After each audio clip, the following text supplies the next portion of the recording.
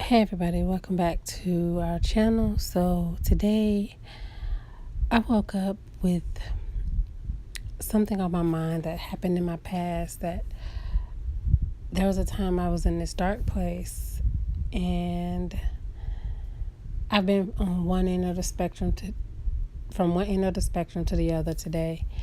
I've been okay, and then it was weighing very heavily on my mind about that time in my life, and it just wouldn't leave. And so I said, well, maybe I should talk about it because I'm not in that dark place, but just the memory of it kind of shook me a little bit. And then I hear about Kate Spade, and then I'm like, wow. People are saying, oh my goodness, she had it all. She had it. Mental health crisis have nothing to do with how much you have. It has nothing to do with that. Sometimes the people who seem to have it all together are the ones struggling the most. So I'm going to share a little bit of what I went through. So I was young. I wasn't even 18 yet.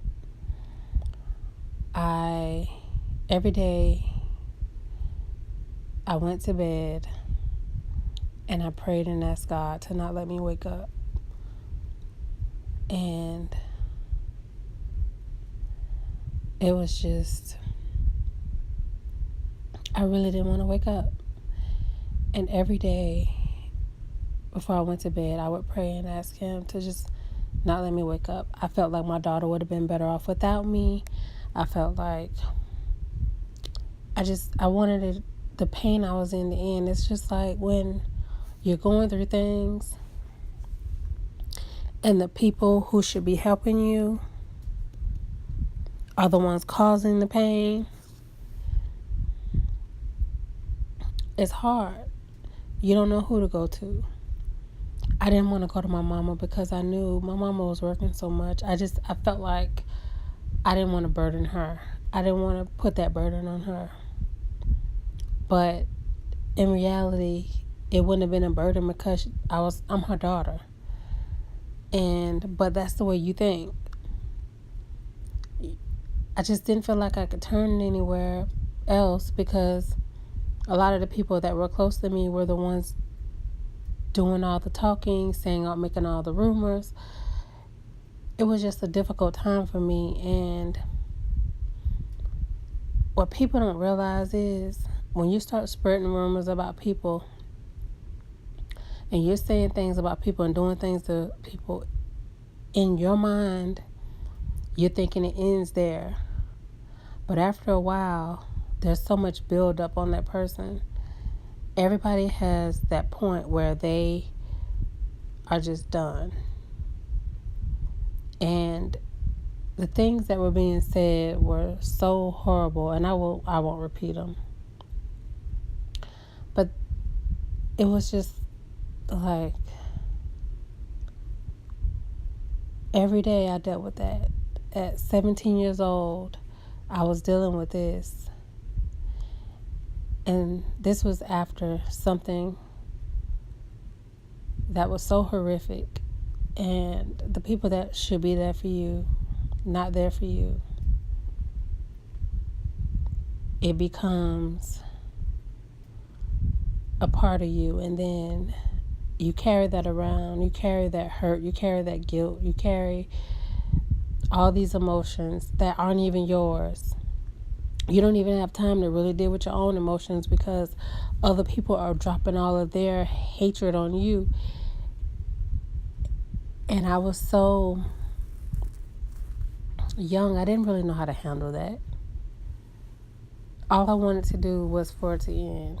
And every single night, I did not want to wake up the next day. And every night I did, and every morning I did. I was so angry. And I eventually, years later, went and sought help. I went to seek therapy. Nobody knew. I was in therapy for a couple years. Nobody even knew I was in therapy. And I was able to work through a lot of things and realize that what other people were doing and saying about me had nothing to do with me. I was internalizing everything they were saying about me because of who the people were. But at the end of the day, I gotta love me no matter what. Doesn't matter what the world thinks of me. I gotta love me, and I had to realize that the possibility of the next day being better was worth getting up. The possibility of the next day, all of that ending, was worth it. The possibility of just someone saying, you know what, I'm sorry, it was worth getting up. And then I had to realize that although none of that happened, the possibilities that I could live in spite of all of that and not care what any of them think, not care what any of them try to do to me or say about me, the possibility that I could live in spite of all that was worth it. And then I realized I can't let my daughter grow up wondering why she wasn't enough, wondering why I didn't fight. It's hard to fight when you gotta fight by yourself. Suicide isn't selfish. You're doing everything you can because you're trying to end the pain, but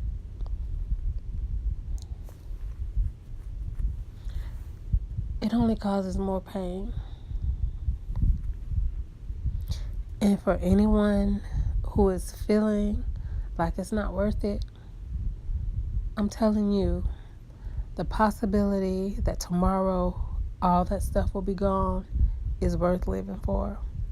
The possibility that someone will hear your cries is worth living for. The possibility that you can live in spite of all that, you can be happy in spite of all that stuff, is worth it. You're worth it. Your life is worth it. There's nothing worthless about you.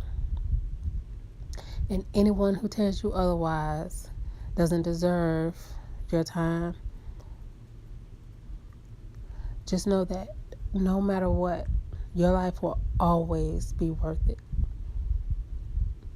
It'll never be worthless. Every ounce of you is worth the fight. All you got to do is get in the fight and stay in. And don't do it alone. Talk to somebody. Talk until somebody listens. There are people out there who will listen and who will help you get through everything you need to get through. You do not have to battle this alone. So, and in the Black community, we got to do better as it pertains to mental health and suicide in that dark place, because we're taught that it's weak. It's not weak. You're a human being. The things that we go through every day is enough to drive anyone to that dark place.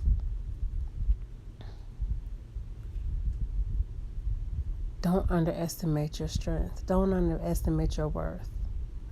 Don't let anybody tell you you're weak. Because trust and believe, you are dealing with so much. And the people that are criticizing you could never deal with the things you carry on your shoulders. And for those people who always got something to say, think about what your words and your actions might be doing to somebody. Because you don't want to be that final straw for someone. And then you'll have to live with that for the rest of your life. So I just want to say I probably was rambling, and I guess that's okay, but I just needed to get this off my chest. So for anybody who's out there, you're in that dark place, you can come out of there. Trust me, you can. I promise you can. Find somebody to talk to. There are people, there's hotlines you can call, there are places you can go to get help. I promise you there is.